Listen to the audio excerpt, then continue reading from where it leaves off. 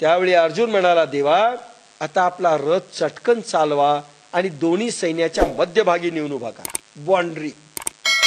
बाँड्रीवर उभा करा. इकडे आपलं सैन्य असलं पाहिजे, इकडे त्यांचं सैन्य. मला बाँड्रीवर पाहिजे आणून उभं करा आपला रथ. हे सकळवीर सैनिक निहाळीता शेख जवमी नावेक. हे सकळवीर सैनिक निहाळीना शेख झुंजते जे.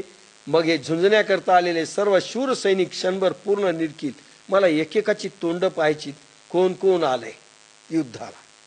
कोण म्हणतो? अर्जुन. म्हणून रथ मध्ये उभा करा.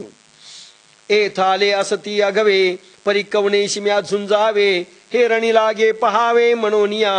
येथे सर्व आले आहेत, पण मी या रणात कोणाशी युद्ध करावे हे पाहावे लागेल आहे.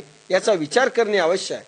मला विचार करू द्या की पहिल्यांदा मी कोणाशी टक्कर घेऊ, कोणाशी झुंजू, हे मला अवश्य पाहायचंय.